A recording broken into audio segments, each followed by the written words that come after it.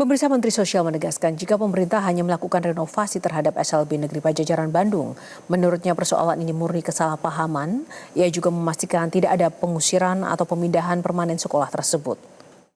Pindah itu direnovasi toh, ya dia kan dicet-cet kan harus pindah sementara gitu. Jadi tidak ada diusir. Tidak mungkin lah, Kementerian Sosial ini salah satu tugasnya adalah melayani penyandang disabilitas. Jadi tidak mungkin itu dilakukan oleh Kementerian Sosial, itu sudah sangat tidak mungkin. Apalagi itu di pusat layanannya Kementerian Sosial. Jadi kemarin itu ada sedikit kesalahpahaman, tapi kemarin sudah diselesaikan ya oleh Sekda, oleh Dirjen, kemudian oleh para kepala sekolah di sana udah clear semua, udah clear, sudah. Alhamdulillah, itu hanya kesalahpahaman aja, kemudian membuat video. Ya, kami beri penjelasan lagi, kita ulang lagi, supaya semua harus mengerti ini tidak ada keinginan, apalagi niat ya, untuk menggusur yang lain. Pemirsa, Wali Kota Bandung Muhammad Farhan menyebut pemerintah pusat maupun Pemprov Jawa Barat tidak berkoordinasi dengan Pemkot Bandung perihal pembongkaran SLB Pajajaran. Farhan juga menyebut jika pembongkaran melanggar lantaran gedung sekolah masuk dalam cagar budaya. Untuk mengkonfirmasi langsung sudah bergabung bersama kami Wali Kota Bandung Muhammad Farhan. Selamat sore Kang Farhan. Selamat sore, Assalamualaikum. Waalaikumsalam, dengan Yohana di sini, Kang Farhan. Jadi sebenarnya ini pembongkaran atau renovasi? Kalau tadi kata Mensos kan ini hanya salah paham nih. Ya, saya kira kalau salah paham di mana-mana juga ada. Jadi yang paling penting adalah sebetulnya dari awal harusnya sudah ada komunikasi bahwa memang ada beberapa peraturan yang mesti diperhatikan. Salah satunya adalah dugaan bahwa memang ada gedung cagar budaya yang mungkin diduga bisa dirubuhkan. Makanya saya bersuara keras sebelum itu terjadi. Jadi akhirnya tadi pagi kami menurunkan tim langsung ke lapangan dan langsung memeriksa apa yang terjadi gitu ya. Nah, ini mudah-mudahan bisa memberikan klarifikasi yang clear. Ini saya bacakan hasil pemeriksaan ya. Bahwa hasil pemeriksaan yang dilakukan oleh pemerintah Kota Bandung Kompleks Sentra Wiataguna di Jalan Pajajaran nomor 50 sampai 52 pada hari Senin 19 Mei 2025 adalah sebagai berikut. 1. Tim Pemkot Bandung terdiri dari Dinas Cipta Bintar, Tata Ruang, Diskominfo dan Satpol PP diterima oleh Ibu Sri Haryati selaku Kepala Sentra Wiataguna Bandung. Memang kami telah melakukan pemeriksaan langsung bahwa bangunan SLB yang dilindungi itu tidak mengalami pembongkaran. 4 kelas sekarang ini memang seperti Anda lihat di gambar itu sedang direnovasi. Dan izin renovasinya masih masuk ke dalam IMB dengan nomor 50364165193 tanggal 16 Juli 1990. Karena renovasi itu masuk dalam perawatan, bagian dari IMB yang telah terbit, maka memang tidak perlu mengajukan lagi PDG yang baru. Namun kami sebagai pemerintah kota tentu harus melakukan pemeriksaan atas aduan dari masyarakat. Jadi kami anggap tadi apa yang ada di sosial media disampaikan oleh para siswa dan juga para guru di SLB Wiataguna ini, ya harus kami jadikan sebagai dasar untuk pelaporan. Jadi kami langsung bereaksi.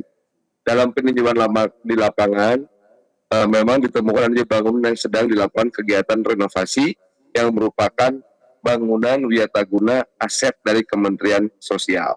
Nah, jadi artinya gini, bahwa sebetulnya yang ingin kami sampaikan adalah agar setiap perubahan seperti ini dilakukanlah dengan lebih sensitif. Karena perlu diketahui bahwa saudara-saudara kita yang penyandang disabilitas ini memiliki sudut pandang, memiliki perasaan yang mungkin jauh lebih berbeda.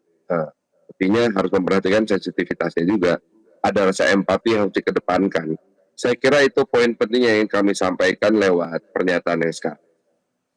Oke, jadi sudah dijelaskan secara clear ya. Tapi, artinya tidak benar ketika ada informasi ini akan dibangun sekolah rakyat, begitu, Kang Farhan ya?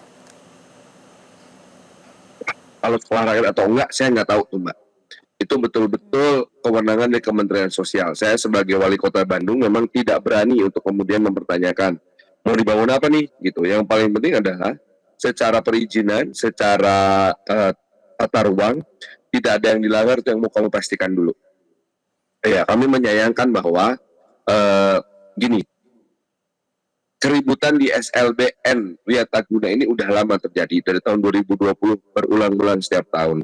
Nah, yang saya herankan adalah kenapa sih Kementerian Sosial sama pemerintah provinsi nggak ngobrol dulu, yuk kita deketin, lakukan komunikasi yang lebih manusiawi dan lain-lain. Jadi janganlah dianggap bahwa para saudara-saudara kita yang ada di SLBNA ini dianggap sebagai ya hentam kromo aja. Anda bisa lihat tadi ya bahwa kelasnya aja pakai handrail. Gitu.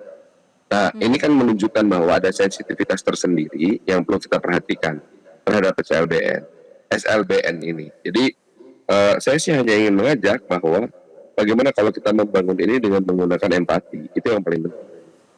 Masalah benar atau tidaknya dokumen secara hukum itu memang masalah regulasi dan itu sudah kami lakukan secara langsung.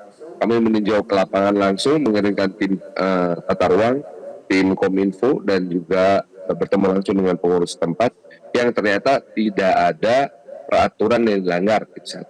Itu dia sih benar. Tapi yang kemudian menjadi masalah adalah bagaimana program tersebut tidak dikomunikasikan dengan empati yang baik sehingga akhirnya diterima dengan salah juga dan ekspresinya salah. Akibatnya jadi keributan yang tidak perlu. Ya, menurut Anda tadi kan ini sudah berlangsung dalam tanda kutip ya tadi keributan terkait dengan SLBN ini tuh sudah beberapa tahun seperti itu. Nah, menurut Anda kenapa kok tidak ada komunikasi yang clear begitu? Sebenarnya mungkin ada upaya apa sih kenapa harus dipersoalkan toh juga tidak melanggar aturan begitu Kang Farhan? Menurut Anda seperti apa? Saya 4 tahun lalu saya sebagai anggota DPR RI yang mewakili Dapil Jabar 1 artinya Kota Bandung itu sempat juga berhadapan dengan masalah ini. Ketika ada wacana oleh Menteri Sosial waktu itu Ibu Risma untuk kemudian dipindahkan dan dibangun menjadi fasilitas full Kementerian Sosial dan SLBN-nya dipindahkan ke lahan yang dimiliki oleh pemerintah Provinsi Jawa Barat yang waktu itu gubernurnya Pak Ridwan Kamil.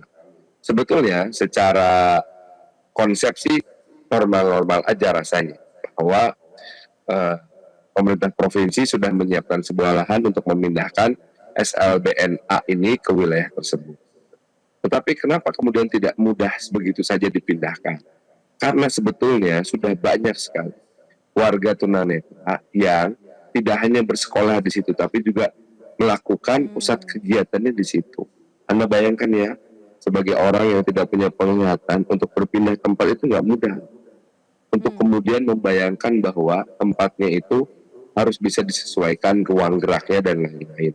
Nah, jadi saya rasa memang kita dalam membuat kebijakan ini ada sedikit masalah dengan tanpa memperhatikan rasa empati kita kepada saudara-saudara kita. Bahwa sekarang Pak Menteri Sosial mengatakan nggak mungkin lah nggak ada niat untuk melakukan hal-hal yang buruk. Oh iya dong, saya juga percaya kalau hal itu. Cuman saya sih hanya ingin menghimbau. Kalau mau melakukan sesuatu, ajak ngobrol dulu kita. Karena saya itu sebagai anggota DPR RI di Dapil Jabar 1 dan nanganin tahun 2020 nih. Ini konstituen saya nih. Sekarang saya jadi wali kota. Ujung-ujungnya yang ketempuan siapa? Kan wali kota yang diserbu. Jadi saya tuh cuman gimana ya caranya ya supaya bapak-bapak yang di pemerintah provinsi sama pemerintah pusat gitu ngobrol dulu sama orang Bandungnya, yuk kita cari penyelesaian yang baik gitu. Sekarang udah selesai ya. Ini saya kira jadi pelajaran untuk kita semuanya bahwa memang kedepannya ada satu hal yang ingin diselesaikan, komunikasikanlah dengan orang setempat. Oke, konkretnya selain mengkomunikasikan, apa yang akan Anda lakukan sebagai bagian dari pendampingan terkait dengan isu ini, walaupun tadi sudah dijelaskan ada hal yang memang tidak clear atau salah paham begitu? Kami masih menunggu rencana konkretnya seperti apa. Dari tadi pagi kami ada pertemuan dengan pemerintah provinsi yang mengatakan bahwa anak-anak ini sebetulnya tidak akan dipindahkan sekolahnya, hanya dipindahkan kelasnya saja. Namun kami juga merasa perlu berkewajiban apabila memang akan dipindahkan ke suatu tempat dan memerlukan tambahan infrastruktur untuk handrail misalnya atau petunjuk jalan khusus untuk tunanetra, maka dari Dinas Sumber Daya Air dan Bina Marga Kota Bandung akan siap sedia untuk langsung menyediakan, asal dikasih tahu tempatnya di mana, kebutuhannya sebanyak apa, insya Allah kami akan bantu. Itu sih yang paling penting. Yang pasti juga kami memastikan bahwa secara dokumen dan perizinan di dalam lingkup wilayah kewenangan pemerintah Kota Bandung seperti perizinan IMB, PBG dan lain-lain itu semua memenuhi syarat dan ketentuan yang berlaku. Karena dalam setiap bangunan itu memang dalam hal ini SLB itu ada 3 level pemerintahan yang berwenang. 1, pemerintah pusat sebagai pemilik Kementerian Sosial. 2, pemerintah provinsi sebagai pengelola dari SLB negeri. 3, pemerintah kota yang memang bertanggung jawab terhadap tata ruang di kota tersebut. Baik, Kang Farhan, terima kasih untuk informasi dan juga penjelasannya di Metro hari ini. Sukses selalu dan kami tunggu nanti seperti apa update terkini terkait dengan kasus ini. Terima kasih Kang Farhan, waktunya bersama kami. Jelajahi cara baru mendapatkan informasi. Download Metro TV Extend sekarang.